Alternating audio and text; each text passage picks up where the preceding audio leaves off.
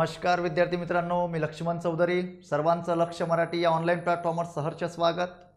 तुम्हा सर्वांना माहिती आहे की आपल्या यूट्यूब चॅनलवरती आपण नवनवीन संकल्पनेची लेक्चर घेत असतो. नवनवीन संकल्पनेची व्हिडिओची लेक्चर त्या ठिकाणी मी घेत असतो. तर आजचं आपलं अतिशय महत्त्वाचं लेक्चर, आजचा आपला अतिशय महत्त्वाचा टॉपिक आहे.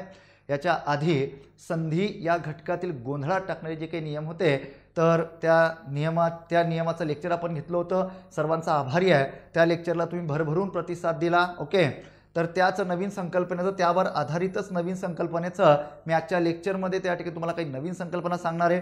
तुम्ही मराठीतील संधी हा घटक अभ्यासला असेल, पण परीक्षेच्या दृष्टिकोनातून अशा प्रकारचे प्रश्न जर आले तर निश्चित आपली त्या ठिकाणी मार्क जातात. पण ती मार्क जाऊ नये हा माझा पहिला प्रयत्न असणार आहे. तर आजचा आपलं लेक्चर आहे. आजचा आपल्या लेक्चरमध्ये महत्त्वाचा टॉपिक आहे, महत्त्वाच्या संकल्पना आहे. त्या म्हणजे काय, तर संधी या घटकातील अपवाद. म्हणजे जे काही स्वरसंधी आहे, संधींचे प्रकार तुम्हा सर्वांना माहिती असतील. जे काही त्या ठिकाणी स्वरसंधी आहे, व्यंजन संधी आहे, विसर्ग संधी आहे, या तिघा प्रकारांमध्ये काही अपवादात्मक उदाहरणांचा समावेश या घटकामध्ये करण्यात आलेला आहे. तो कशा पद्धतीने केलेला आहे, त्याची मांडणी कशा पद्धतीची आहे आणि ती उदाहरणं कोणती आहे, हे या लेक्चरमध्ये आपल्याला अभ्यासायचं आहे मित्रांनो. आणि सर्वात महत्त्वाची गोष्ट की ज्या विद्यार्थ्यांनी अजूनही आपलं यूट्यूब चॅनल सबस्क्राईब केलं नसेल तर सर्वांनी आपलं यूट्यूब चॅनल जे काही आहे ते सबस्क्राईब करा. कारण की मराठी विषयाच्या नवनवीन संकल्पनेची लेक्चर तुम्हाला आपल्या यूट्यूब चॅनलवरती बघायला मिळतील. त्यानंतर दुसरी महत्त्वाची गोष्ट, जर तुम्हाला खरंच लेक्चर आवडत असेल तर लाईक करा आणि जास्तीत जास्त शेअर पण करा. ओके, आणि यामध्ये अजून एक मला सांगायचं आहे की जर तुम्हाला मराठीतील कोणती घटक अवघड जातात तर मला कमेंट्समध्ये सांगा. कोणत्या संकल्पना तुम्हाला मराठीतल्या अवघड वाटतात मला कमेंट्समध्ये सांगा. त्याची लेक्चर मी पुढच्या लेक्चर म्हणजे पुढचं जेव्हा त्या ठिकाणी लेक्चर घेणार यूट्यूबला तर तेव्हा त्या टॉपिकवरती मी लेक्चर घेणार. ओके, आणि ज्या विद्यार्थ्यांना संधी या घटकाची अडचण आहे किंवा संधीतील नियम लक्षात येत नाही तर एकदम शॉर्टकट पद्धतीने संधी या घटकाचे नियम मी आता या लेक्चरमध्ये काही नियम सांगणार आहे. ओके, बाकी तुम्हाला जर अजून काही संधी या घटकातली अडचण असेल तर मला कमेंट्समध्ये सांगा. मी पुढचं लेक्चर निश्चित त्यावरती एक लेक्चर घेणार. ओके, चला जाऊया मग पुढे आपण. आता बघा, या ठिकाणी सर्वात पहिल्यांदा जो संधीतला महत्त्वाचा प्रकार आहे पहिला, तो म्हणजे कोणता, तर स्वरसंधी हा पहिला प्रकार आहे. तर स्वरसंधीतील सर्वात पहिल्यांदा आपण अपवाद घेतोय. स्वरसंधीतला जो महत्त्वाचा नियम आहे तो महत्त्वाचा नियम म्हणजे कोणता, तर गुणादेश संधीचा नियम. आता गुणादेश संधीचा नियम मित्रांनो आतापर्यंत तुम्ही वाचला असेल. आता एकदम शॉर्टकट पद्धतीने मी बाजूला तो नियम सुद्धा लिहिलेला आहे. बघा नियम काय सांगतोय, पहिल्या शब्दातील शेवटचा वर्ण अ किंवा आ यापैकी एखादा स्वर आला, दुसऱ्या शब्दातील पहिला वर्ण ऱ्हस्व ई किंवा दीर्घ ई यापैकी एखादा स्वर आला तर यातनं निर्माण होणारा स्वर कोणता असतो, तर यातनं निर्माण होणारा स्वर येतो तो म्हणजे ए. ओके, मग जो निर्माण होणारा स्वर असतो मित्रांनो त्याला लक्षात घेतलं जातं आणि दिलेल्या शब्दाची संधी केली जाते किंवा जोडणी केली जाते. लक्षात ठेवा. त्यातलाच तो दुसरा नियम आहे की पहिल्या शब्दातील शेवटचा वर्ण अ किंवा आ आल्यास, दुसऱ्या शब्दातील पहिला वर्ण ऱ्हस्व उ किंवा दीर्घ उ आल्यास यातून निर्माण होणारा स्वर कोणता होतो, तर तो निर्माण होणारा स्वर असतो तो म्हणजे ओ. लक्षात ठेवा. आणि त्याला लक्षात घेतलं जातं आणि दिलेल्या शब्दाची जोडणी केली जाते. आवर्जून कन्सेप्ट क्लिअर करा. पुढचा तिसरा नियम आहे, पहिल्या शब्दातील शेवटचा वर्ण अ आलेला असेल, दुसऱ्या शब्दातील पहिला वर्ण आ आलेला असेल, त्यानंतर पहिल्या शब्दातील शेवटचा वर्ण अ किंवा आ असेल, दुसऱ्या शब्दातील पहिला वर्ण रू आलेला असेल तर तयार होणारा स्वर कोणता असतो, तर तयार होणारा स्वर तो असतो अर. त्यानंतर त्यातलाच चौथा नियम आहे की पहिल्या शब्दातील शेवटचा वर्ण अ किंवा आ आलेला असेल, दुसऱ्या शब्दातील पहिला वर्ण लू आलेला असेल आणि त्यातून निर्माण होणारा जो स्वर आहे तो आहे आर. अशा पद्धतीने या सर्व समावेशक नियमाला कोणता नियम म्हणून ओळखलं जातं, तर या सर्व समावेशक नियमाला गुणादेश संधीचा नियम म्हणून ओळखलं जातं. मग आता बघा, काही उदाहरणं सुद्धा मी या नियमाला अनुसरून घेतलेली आहे की जेणेकरून संपूर्ण संकल्पना तुमच्या क्लिअर झाल्या पाहिजे. बघा आता इकडं आहे पोट शब्द. पोट शब्द म्हणजे काय की त्याला आपण आपल्या भाषेमध्ये विग्रह असं सुद्धा म्हणतो. मग आता इकडं पहिलं उदाहरण घेतलं की उमा अधिक ईश, 2 शब्दांमध्ये विग्रह केलेला आहे. मग आता इकडं आहे उमा हा पहिला शब्द आहे, ईश हा दुसरा शब्द आहे. पहिल्या शब्दातील शेवटचा वर्ण म्हणजे म हा शेवटचा वर्ण आलेला आहे. त्यामध्ये एकत्र येणारे स्वर कोणते आता बघा, त्यामध्ये येणारा स्वर आ, बरोबर. दुसऱ्या शब्दातील पहिला वर्ण मग तो कोणता आलेला आहे, दुसरा शब्द आलेला आहे ईश, त्यातला पहिला वर्ण कोणता आलेला आहे, हा इकडे आलेला आहे ई, बरोबर. म्हणजे आ अधिक ई, हे 2 स्वर एकत्र आले. मग यातनं निर्माण होणारा स्वर कोणता मित्रांनो, कोणता तयार होतो, मी तुम्हाला आता सांगितला नियम. तर त्यातनं तयार होणारा जो स्वर असतो तो कोणता होत असतो, तर ए हा स्वर निर्माण होत असतो आणि त्याला लक्षात घेऊन दिलेल्या शब्दाची जोडणी केली जाते. याला म्हणतात गुणादेश स्वर संधीच्या नियमाचं उदाहरण. ओके. त्यानंतर पुढे बघा आता महाधिक उत्सव, बरोबर. मग आता यामध्ये महा हा पहिला शब्द, त्यामध्ये येणारा हा स्वर आ, त्यानंतर दुसऱ्या शब्दातील पहिला वर्ण आला उ, त्यामध्ये इकडं हा ही एकत्र येणारी स्वर आली आ अधिक उ. जर आ अधिक उ एकत्र येत असेल तर त्यातून निर्माण होणारा स्वर कोणता असतो, तर निर्माण होणारा स्वर ओ स्वर तयार होत असतो. मग याला लक्षात घेतलं जातं ना, आणि याला लक्षात घेऊन दिलेल्या शब्दाची काय केली जाते, जोडणी केली जाते, म्हणजे महोत्सव. अशा पद्धतीने आपण आतापर्यंत गुणादेश संधी अभ्यासली. पण या नियमाला अपवादात्मक बाबी मी आजच्या लेक्चरमध्ये तुम्हाला सांगणार आहे. ओके. महा अधिक ऋषी, बरोबर. आता महा अधिक ऋषी म्हटल्यानंतर आ अधिक ऋ हे एकत्र येणारे स्वर जे काही आले हे एकत्र येणारे स्वर झाले.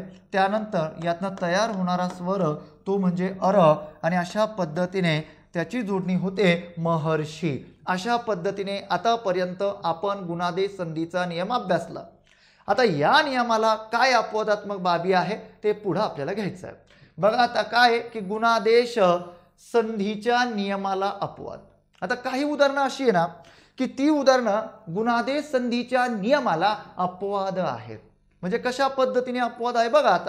आता इकडं सुद्धा मी विग्रह किंवा पोट शब्द दिलेला आहे स्व अधिक इर, बरोबर. म्हणजे इकडे एकत्र येणारे स्वर कोणते आले मित्रांनो, तर इकडे आला हा अ. स्व मध्ये कोणता स्वर आलेला आहे, अ आलेला आहे. त्यानंतर दुसऱ्या शब्दातील पहिला वर्ण हा इकडे ई आलेला आहे. यातनं निर्माण होणारा स्वर कोणता सांगितला होता मी तुम्हाला आधी, तर तो ए तयार होतो, बरोबर आहे. पण इकडे तसं नाहीये.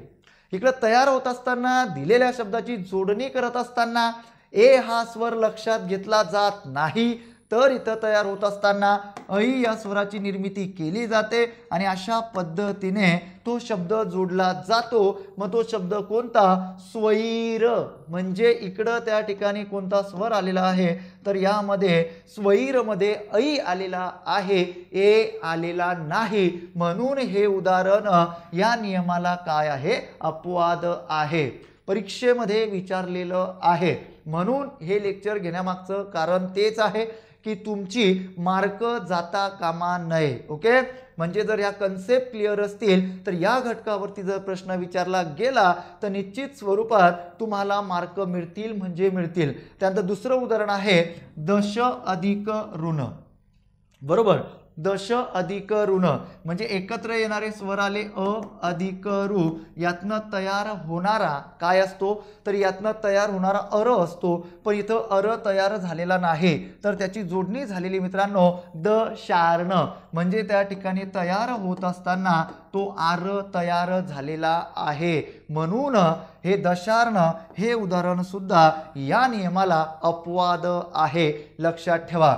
त्यानंतर तिसरं उदाहरण आहे सुक अधिक ऋत. अशा पद्धतीने विग्रह केलेला आहे. एकत्र येणारे स्वर बघा, इकडं ख मध्ये कोणता स्वर आलेला आहे, हा अ आलेला आहे, बरोबर. त्यानंतर पुढे इकडं रू आलेला आहे. मग आता अ अधिक रू काय तयार होत होता आधी, तर अर तयार होत होता. पण आता इकडं तयार होत असताना काय तयार करावं लागतंय बघा, इकडं तयार करताना त्या ठिकाणी तो सुखार्थ अशा पद्धतीने त्याची जोडणी होते आहे. म्हणजे आर हा स्वर तयार करावा लागतोय. म्हणजे सुखार्थ, आर्त म्हणजे आरचा उच्चार त्या ठिकाणी होतोय. म्हणून हे उदाहरण सुद्धा या नियमाला अपवाद आहे. ओके. त्यानंतर पुढे जाऊया. बघा आता पुन्हा त्या ठिकाणी काही उदाहरणं, अपवादात्मक उदाहरणं बघा. अक्ष अधिक उहिनी अशा प्रकारचं उदाहरण आहे. यामध्ये त्या ठिकाणी एकत्र येणारा स्वर क्ष मध्ये बघितला आपण तर हा स्वर येत असतो, इकडं त्या ठिकाणी कोणता स्वर येत असतो, उ येत असतो, म्हणजे दुसऱ्या शब्द पहिला वर्ण कोणता आलेला आहे, उ आलेला आहे, म्हणजे अ अधिक उ यांच्या एकत्रीकरणातून तयार होणारा स्वर आधी आपण बघितला तो ओ होता, पण इकडं तो स्वर तयार होत नाही, इकडं तयार होताना तो कोणता तयार होत असतो तर औ हा स्वर तयार होत असतो। याला लक्षात घेतलं जातं, दिलेल्या शब्दाची जोडणी केली जाते म्हणून त्याची जोडणी होते अक्षौहिणी अशा पद्धतीने। म्हणजे जर त्या गुणादेश संधीच्या नियमानुसार जर आपण लक्षात घेतलं तर अक्षौहिणी अशी त्याची जोडणी व्हायला पाहिजे होती, पण तशी झालेली नाही। व्याकरणिक दृष्ट्या हा शब्द अगदी बरोबर आहे, म्हणून हे उदाहरण सुद्धा गुणादेश संधीच्या नियमाला अपवाद आहे। मी सविस्तर या ठिकाणी तुम्हाला स्पष्ट करून देतो आहे की ही उदाहरणं या गुणादेश संधीच्या नियमाला का अपवाद आहे। ओके, चला जाऊया पुढच्या उदाहरणाकडे। पुढचं उदाहरण काय आहे, प्र अधिक ऊढ। आता प्र मध्ये आलेला स्वर कोणता आहे, अ आहे, अधिक हा उ आलेला आहे। आपण बघितलं की अ अधिक ओ ची रचना कशा पद्धतीने बनत असते तर ओ स्वर तयार होत असतो, आपण गुणादेश संधीमध्ये बघितलं। पण मित्रांनो इथं ओ हा स्वर तयार केला जात नाही तर औ हा स्वर तयार केला जातो आणि दिलेल्या शब्दाची जोडणी केली जाते प्रौढ, म्हणून हा शब्द सुद्धा काय आहे, गुणादेश संधीच्या नियमाला अपवाद आहे। म्हणजे अपवादात्मक बाबी आजच्या लेक्चरमध्ये आपल्याला शिकायच्या आहे। ओके, चला जाऊया पुढच्या घटकाकडे। बघा आता दुसरा नियम आहे स्वर संधी मधला दुसरा नियम आहे तो कोणता आहे, रुद्धादेश संधीचा नियम।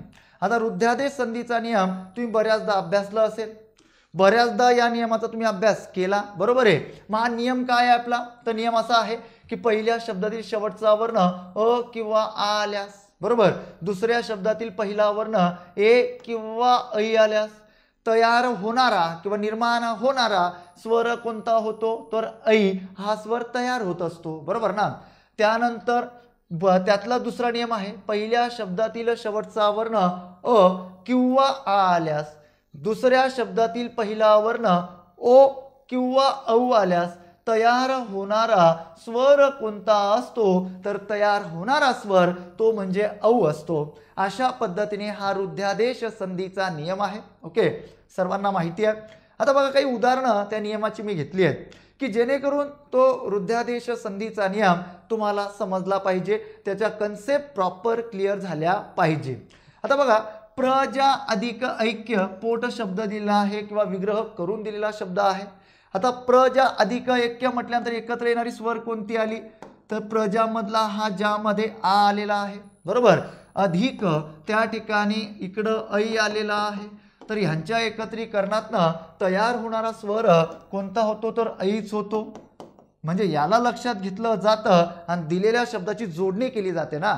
मग कशा पद्धतीने, अशा पद्धतीने प्रजैक्य ही झाली दिलेल्या शब्दाची जोडणी किंवा याला म्हणतात जोड शब्द। आणि तुम्हाला सर्वांना माहिती आहे की संस्कृत मधून मराठीमध्ये ज्या ज्या शब्दांचा समावेश झाला किंवा संस्कृत मधून मराठीमध्ये हा संधी जो घटक आलेला आहे तो जसा तसा वापरला जातो, म्हणून त्या ठिकाणी म्हटलं जातं की संधीमध्ये येणारा प्रत्येक शब्द तत्सम आहे, लक्षात ठेवा।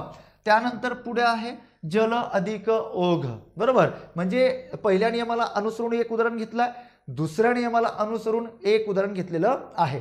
बघा आता जल अधिक ओघ, पहिला शब्दाला जल, ल मध्ये येणारा पहिला स्वर काय आला तो अ आला मित्रांनो, बरोबर आहे। दुसऱ्या शब्दातील पहिला वर्ण ओ आलेला आहे, हा इकडं त्या ठिकाणी ओ स्वर घेतला। मग जर अ अधिक ओ किंवा औ असेल तर तयार होणारा स्वर औच तयार होत असतो, त्यालाच लक्षात घेतलं जातं आणि दिलेल्या शब्दाची जोडणी केली जाते मित्रांनो, म्हणून जोडणी झाली जल्लोघ। हा मला सांगायचा होता रुद्धादेश संधीचा नियम। चला आता रुद्धादेश संधीचा नियम तुम्हाला समजला असेल, त्याच्या कन्सेप्ट तुमच्या क्लिअर झाल्या असतील। आता माझी कन्सेप्ट आहे की या नियमाला काय अपवाद आहे। बघा आता रुद्धादेश संधीतील अपवाद 1 म्हणजे रुद्धादेश संधीच्या नियमाला अपवाद क्रमांक 1 काय आहे। बघा आता अ किंवा आ, बघितलं आपण नियम, अ किंवा आ यांच्या पुढे ओष्ट, कोणता ओष्ट शब्द आला असता ओ किंवा औ असा वैकल्पिक आदेश होतो. आता वैकल्पिक आदेश होतो म्हणजे काय की दोघं पद्धतीने त्या शब्दांची जोडणी केली जाते. लक्षात ठेवा, थोर व्याकरणकार मोरो केशव दामले यांनी त्या ठिकाणी हे सर्व नियम, या नियमांचे अपवाद आपल्याला सांगितलेले आहेत मित्रांनो. आणि ह्या पद्धतीने आता सध्या परीक्षेमध्ये प्रश्न विचारले जात आहेत, म्हणून या सर्व संकल्पना मी क्लिअर करतोय आपल्या लेक्चरमधनं. ओके, सर्वांनी या लेक्चरचा फायदा घ्या, जास्तीत जास्त विद्यार्थ्यांना शेअर करा. बघा आता इकडं आहे बिंब अधिक ओष्ट, बरोबर, म्हणजे इकडं ओष्ट शब्द आलेला आहे, त्याचा वैकल्पिक आदेश होणार आहे. म्हणजे एकदा ओ या स्वराचा वापर करून दिलेल्या शब्दाची जोडणी केली जाणार आहे.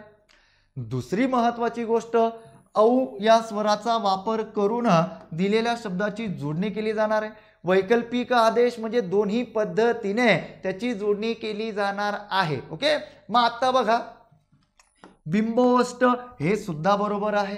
ओके, बिंबोष्ट हे सुद्धा बरोबर आहे. म्हणजे या दिलेल्या उदाहरणामध्ये त्या ठिकाणी ओ या स्वराचं सहाय्य घेतलेलं आहे आणि दुसऱ्या उदाहरणामध्ये त्या ठिकाणी औ या स्वराचं सहाय्य घेतलेलं आहे. म्हणजे एकाच शब्दाचा दोन पद्धतीने त्याची जोडणी केली जाणार किंवा दोन पद्धतीने त्याचा आदेश होणार. कन्सेप्ट क्लिअर करा. ओके, त्यानंतर दुसरं उदाहरण आहे अधर अधिक ओष्ट. इकडं पण ओष्ट आलेला आहे, म्हणजे याचा सुद्धा त्या ठिकाणी आदेश कसा होणार आहे, वैकल्पिक होणार आहे. आदेश म्हणजे काय, त्याची जोडणी ना, किंवा त्या दोन पद्धतीने त्याची जोडणी केली जाणार आहे ना. म्हणजे कशा पद्धतीने, तर अधरोष्ट र मध्ये हा ओ आलेला आहे, अधरोष्ट इकडं त्या ठिकाणी र मध्ये औ आलेला आहे. म्हणजे अशा पद्धतीने दोघं पद्धतीने त्याची जोडणी केली जाते. म्हणून हे जे काही उदाहरणं मी तुम्हाला सांगतो आहे, ही दोघं उदाहरणं रुद्धादेश संधीतील नियमाला अपवाद आहे. हा प्रकार एक झाला. आता थोडंसं आपण पुढे जाऊया. बघा आता प्रकार 2 मध्ये रुद्धादेश संधीतील अपवाद 2 बघा. आता 2 काय सांगतोय लक्षात घ्या. पहिल्या शब्दातील शेवटचा वर्ण अ किंवा आ आल्यास, दुसऱ्या शब्दातील पहिला वर्ण काय आल्यास, ए आल्यास, बरोबर, जोडणी होताना पररूप संधी होऊन ये स्वर तयार होतो. म्हणजे आता या प्रकारामध्ये किंवा या उदाहरणामध्ये, या नियमामध्ये जो येणारा प्रत्येक जोड शब्द असणार किंवा येणारा प्रत्येक जो पोट शब्द असणार, तर हा पररूप संधीतला असणार. आणि पररूप संधीतला म्हणजे काय, तर या ठिकाणी हे मराठीतील ही शब्द यामध्ये समाविष्ट असणार. मला सांगायचं काय, तर रुद्धादेश संधीला ही उदाहरणं अपवाद ठरतात. समजलं का, का अपवाद ठरतात, कारण की बघा आता हा पोट शब्द काय सांगतोय, एक अधिक एक. आता काही जणांचं म्हणणं असेल की सर तुम्ही इकडे एक एक असं लिहिलंय, बरोबर आहे ते, कारण की मला सांगायचं आहे की रुद्धादेश संधीच्या नियमाला ते अपवाद आहे. का अपवाद आहे, जेव्हा तुम्ही एक एक अशा प्रकारचं उदाहरण तुम्हाला परीक्षेमध्ये विचारलं गेलं असेल ना, तेव्हा अशा प्रकारचं जेव्हा उदाहरण परीक्षेमध्ये विचारलं गेलं असेल ना, एक एक, तर मित्रांनो हा शब्द संस्कृत आहे, लक्षात ठेवा. आणि जेव्हा अशा पद्धतीने त्याची मांडणी झाली एक एक, तेव्हा हा शब्द कोणता आहे, तर तेव्हा हा शब्द मराठी आहे.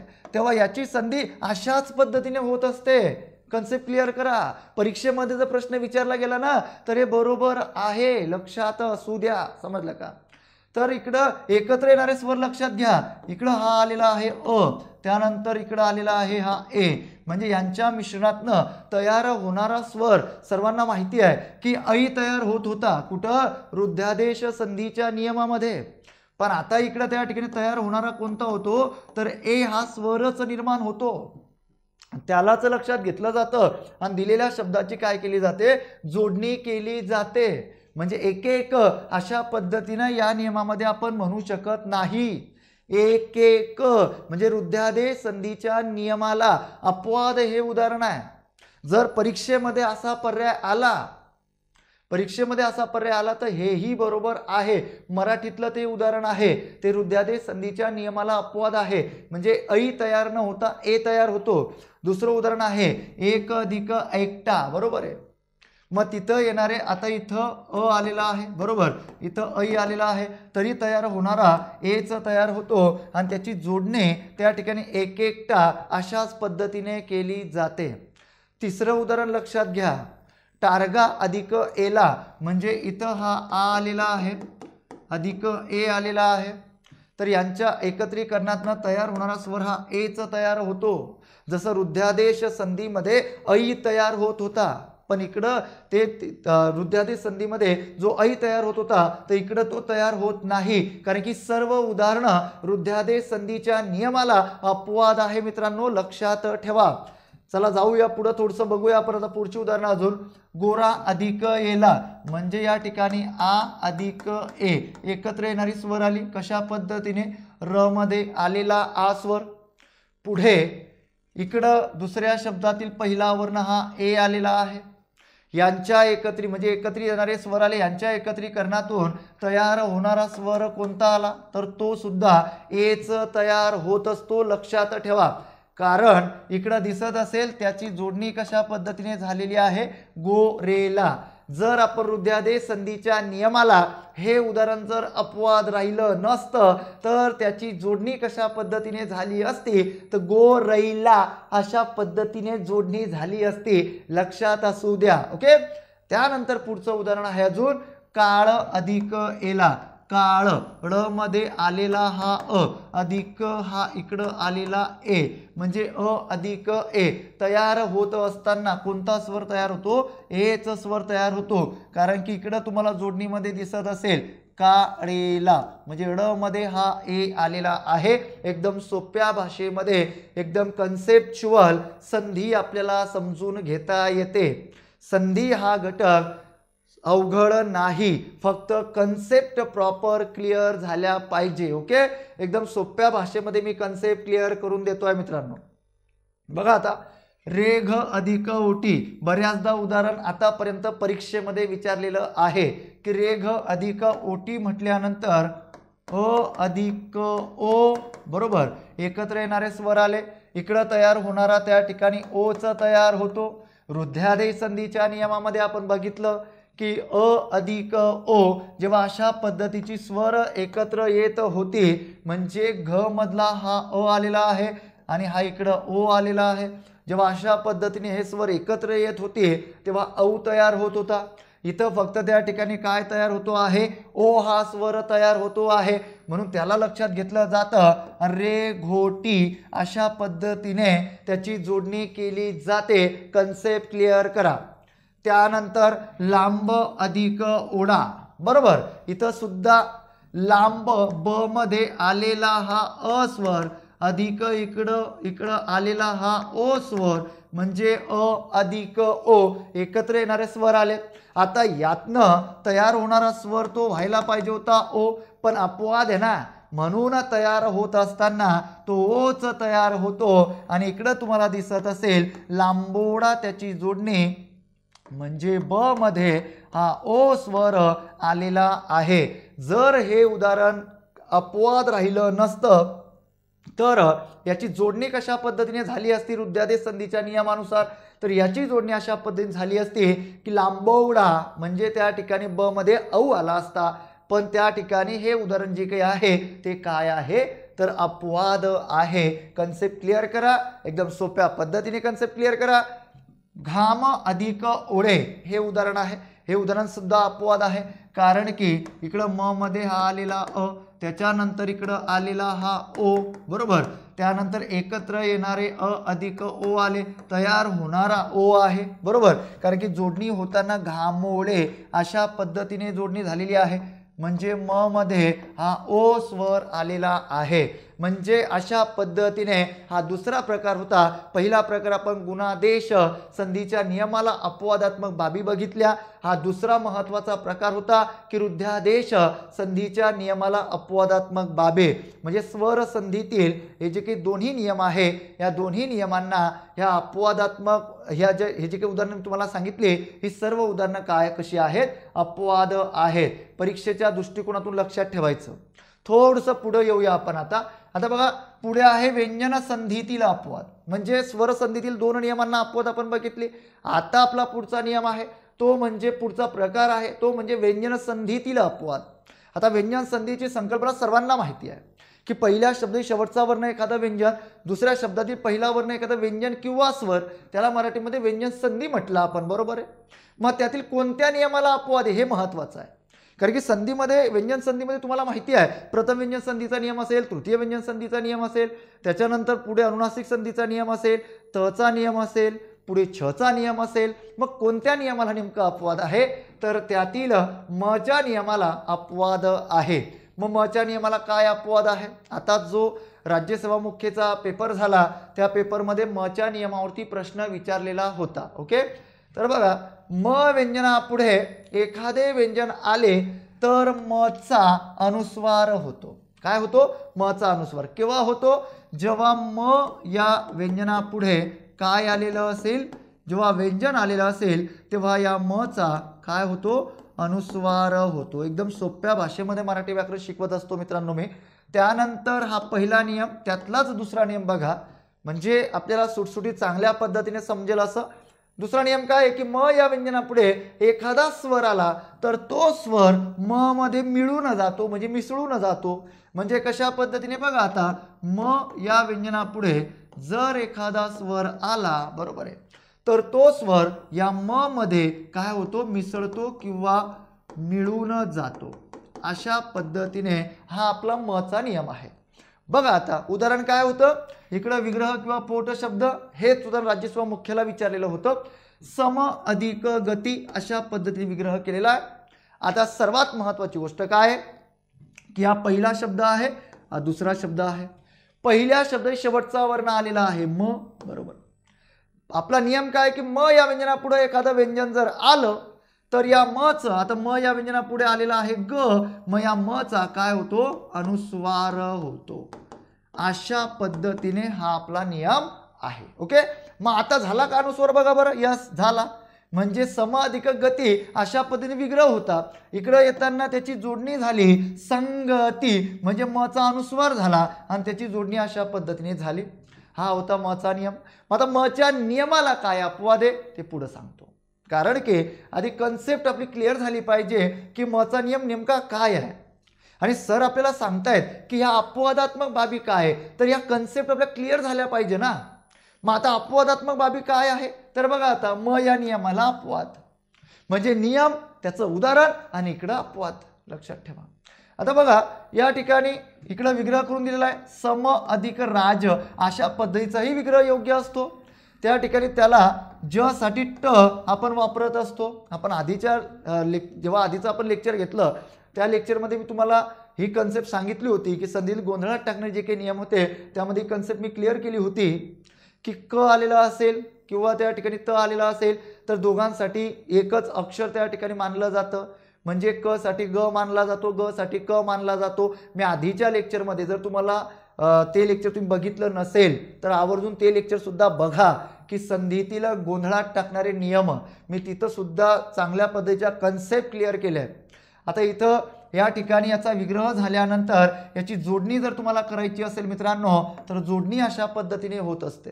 आतापर्यंत आपण अभ्यासलं ना की म या व्यंजनापुढे काय आलेलं असेल, म या व्यंजनापुढे जर एखादं व्यंजन आलेलं असेल मित्रांनो तर हा जो म आलेला असतो ह्या मचा काय होतो? मी म्हटलो अनुस्वार होतो. अशा पद्धतीने अनुस्वार होतो. अशा पद्धतीने आपण ही संकल्पना क्लिअर केली, बरोबर. पण आता इकडे लक्षात घ्या ना की इकडे तशा प्रकारची पद्धत नाही या उदाहरणामध्ये. या उदाहरणामध्ये मचा अनुस्वार होत नाहीये. बघा ह्याची जोडणी झालेली आहे सम्राज्य किंवा सम्राट, अशा पद्धतीने जोडणी होते. मात्र म वरती किंवा कुठल्या व्यंजनावरती अनुस्वार आलेला नाही, म्हणून मचा अनुस्वार होत नाहीये, म्हणून हे उदाहरण मच्या नियमाला अपवाद आहे. आता जर परीक्षेमध्ये प्रश्न विचारला गेला तर लक्षात ठेवा की का अपवाद आहे. ओके, अशा पद्धतीने सर्वसमावेशक संकल्पना. त्यानंतर पुढचा नियम आहे, बरं, तिसरा प्रकार आहे तो म्हणजे विसर्ग संधीतील नियमाला अपवाद. पहिली झाली स्वर संधी, दुसरी झाली व्यंजन संधी. आता तिसरा महत्वाचा घटक आहे तो म्हणजे विसर्ग संधीतील नियमाला अपवाद. आता बघा नियम क्रमांक 1 आहे या नियमाला अपवाद आहे. आता विसर्गाच्या मागे ई किंवा उ हा स्वर आला. कोणता स्वर आला? ई किंवा उ. विसर्गाच्या मागे, बरोबर आहे. आल्यास विसर्गाच्या पुढे क, ख, प, फ आदी नियम समजून घ्या. कोणत्या नियमाला अपवाद आहे त्याची उदाहरणं मी पुढे लिहिलेली आहे. ओके, आणि मग त्याला अपवाद पुढे सांगतो. मग आता इकडं क, ख, प, फ आल्यास विसर्गाचा काय होतो? क्ष होतो. लक्षात ठेवा. म्हणजे आता इकडं क्ष होतोय, त्याची जोडणी होत आहे ना. म्हणजे कशा पद्धतीने? तर निष्कारण हा शब्द याचा विग्रह कसा होत असतो? नि विसर्ग अधिक कारण अशा पद्धतीने त्याचा विग्रह होतो. कारण की आता हा आला विसर्ग इथं, बरोबर. याच्या माग म्हणजे हा ई मध्ये कोणता स्वर आलेला आहे? ऱ्हस्व ई आलेला आहे, बरोबर. पुढे काय आल्यास? तर पुढे क, ख, प, फ आल्यास म्हणजे इथं क आलेला आहे. मग या विसर्गाचं रूपांतरण कशामध्ये होते मित्रांनो? तर क्ष, षटकोनाचा क्ष त्यामध्ये होत असते. म्हणजे अशा पद्धतीने हा नियम आपल्याला इथं सांगतोय, बरोबर आहे. दुसरं उदाहरण आहे दुष्कृत्य. तर याचा विग्रह कसा होणार? तर त्याचा विग्रह होणार दुविसर्ग अधिक कृत्य, बरोबर. अशा पद्धतीने त्याचा विग्रह झाला. मग इथं ई आलेला आहे, इथं विसर्गाच्या मागे उ आलेला आहे, पुढं क आलेला आहे, बरोबर. म्हणून या विसर्गाचं रूपांतरण कशामध्ये केलं? तर या क्ष मध्ये विसर्गाचं रूपांतरण केलं. म्हणजे अशा पद्धतीने हा क्ष लक्षात घेतला, दिलेल्या शब्दाची जोडणी केली ना. मग आता या नियमाला अपवाद काय आहे सर? हा नियम तर तुम्हाला समजला, हा विसर्ग संधी मधला नियम आहे. या आधीही तुम्ही तो नियम वाचला असेल, अभ्यासला असेल. पण या नियमाला काय अपवाद आहे ते पुढे बघा. आता बघा, आता विसर्ग संधीच्या नियमाला काय अपवाद आहे? इकडं विग्रह किंवा पोट शब्द दिलेला आहे, बरोबर. आता इकडे बघा, दुःख म्हणजे आपल्या लक्षात येईल की हा द आलेला आहे, द मध्ये उ स्वर आलेला आहे, त्याच्या माग विसर्गाच्या माग त्या ठिकाणी हा इकडं उ स्वर आलेला आहे. पुढं त्या ठिकाणी काय आलेलं आहे? ख हे व्यंजन आलेलं आहे. आधी अशा प्रकारची रचना जर असली, ई किंवा उ आलेला असेल तर विसर्गाचं रूपांतर क्ष मध्ये होत होतं ना. म्हणजे या विसर्गाचं रूपांतर क्ष मध्ये होत होतं आधी. पण नियमाला अपवाद बघा ना, दुःख याची जोडणी जी काही आहे त्याची जोडणी जशीच्या तशीच होते. म्हणजे विसर्गाचं रूपांतरण क्ष मध्ये होत नाही. म्हणून या नियमाला हे उदाहरण अपवाद आहे. कन्सेप्ट क्लिअर करा. ओके, अशा पद्धतीने. त्यानंतर दुसरं उदाहरण आहे नि विसर्ग अधिक पक्ष. अशा पद्धतीने त्याचा विग्रह आहे. इकडं विसर्गाच्या माग कोणता स्वर आलेला आहे? ई आलेला आहे. पुढं कोणता आलेला आहे? प आलेला आहे. या विसर्गाचं जे काही रूपांतरण आहे ते क्ष मध्ये व्हायला पाहिजे होतं, पण होत नाहीये. हे उदाहरण सुद्धा या नियमाला काय आहे? अपवाद आहे. म्हणून याची जोडणी सुद्धा अशाच पद्धतीने होत असते. लक्षात ठेवा. हा प्रकार होता विसर्ग संधीचा.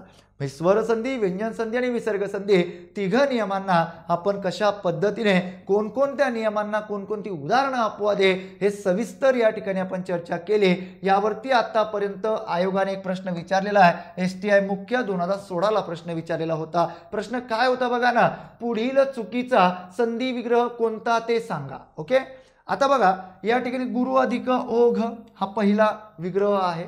त्यानंतर दुसरा आहे रमा अधिक इच्छा, बरोबर. तिसरा आहे स्व अधिक ईर. त्यानंतर प्रीती अधिक अर्थ. आता मित्रांनो या ठिकाणी जर आपण लक्षात घेतलं तर पहिलं जे उदाहरण आहे ते पहिलं उदाहरण त्या ठिकाणी चुकीचं आहे. कारण गुरु अधिक ओघ म्हटल्यानंतर त्याची जोडणी व्हायला पाहिजे होती गुरु ओघ. ओके, गुरु ओघ अशा पद्धतीने त्याची जोडणी व्हायला पाहिजे होती. म्हणजे पहिलं उदाहरण जे काही आहे ते चुकीचं आहे. रमा अधिक इच्छा बरोबर याची जोडणी काय होते? रमेच्छा. अशा पद्धतीने त्याची जोडणी होते. स्व अधिक ईर. बघा आता हे जे मी तुम्हाला उदाहरण जे सांगितलं अपवादात्मक उदाहरण ते इथं आलेलं आहे. म्हणून हा प्रश्न मी त्या ठिकाणी घेतला. तो अशा पद्धतीने 2016 ला विचारलेला आहे. यानंतर वेगळ्या पद्धतीने विचारला जाऊ शकतो. म्हणून कन्सेप्ट आपल्या क्लिअर पाहिजे ना. मग स्व अधिक ईर याची जोडणी कशा पद्धतीने होणार?